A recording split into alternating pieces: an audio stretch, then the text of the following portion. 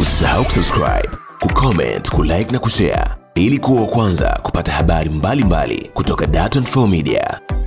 Kipindi hiki cha mavuno, jambo kubwa wananchi wangu waendelee kuvuna mazao yao katika mazingira ya ubora kabisa, kwa sababu tayari stakabadhi ghalani kwenye zao la ufuta linaendelea, lakini nadhani leo ni siku ya kwanza utafanyika mnada pale UTC Lilambo Songea mjini.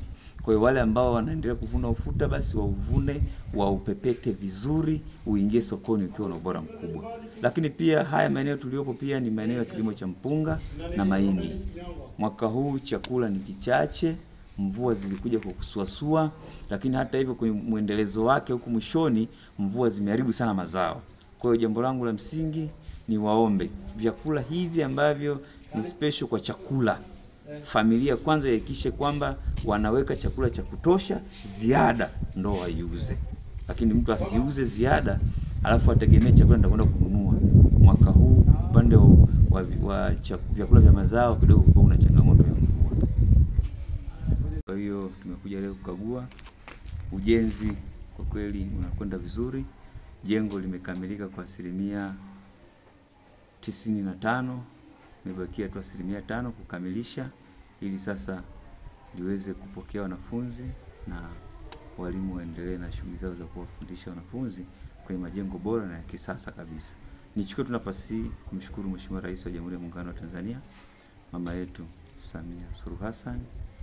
Lakini pia nimshukuru Mheshimiwa Jenista Joakim Mhagama, mbunge wa Jimbo la Peramiho na waziri wa afya, kwa namna ambavyo wametupigania kuhakikisha kwamba tunapata hizi fedha na namna ambavyo tunaendesha miradi kwenye kijiji cha Magomila. Tunao mradi huu ambao unakwenda kukamilika, lakini pia tumeingiziwa shilingi milioni 100. Wakati wote zikisoma tutakuwa tuna ujenzi wa zahanati mpya ya kisasa kabisa. Lakini pia tunalo jengo jingine ambalo tumekwisha kukamilisha la madarasa 2 na ofisi. Pia tuna mradi wa maji kwa visima virefu na wenyewe muda mfupi ujao tutakuwa vimekamilika.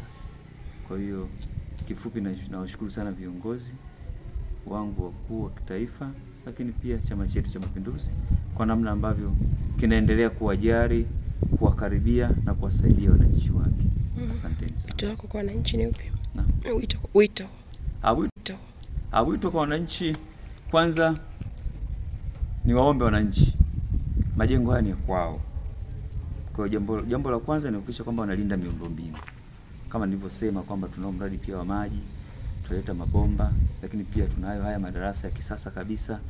Tunaomba wananchi wayapokee, ni majengo yao, wayalinde na wahakikishe kwamba yanatumika.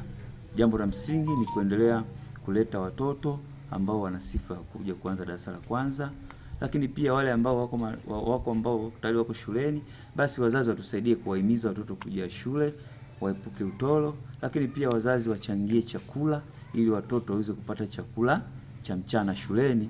Hii itawasaidia sana kuwafanya waweze kusoma katika mazingira rafiki, kwa sababu mtoto kama anakuwa hana njaa, ninaamini kile ambacho anafundishwa na mwalimu anakipokea na kukielewa vizuri. Lakini pia ni waombe wazazi waendelee kuwatunza na kuwapa ushirikiano walimu wetu, wametoka maeneo mbalimbali na huku kama Usisahau kusubscribe, kucomment, kulike na kushare ili kuwa wa kwanza kupata habari mbalimbali kutoka Dar24 Media.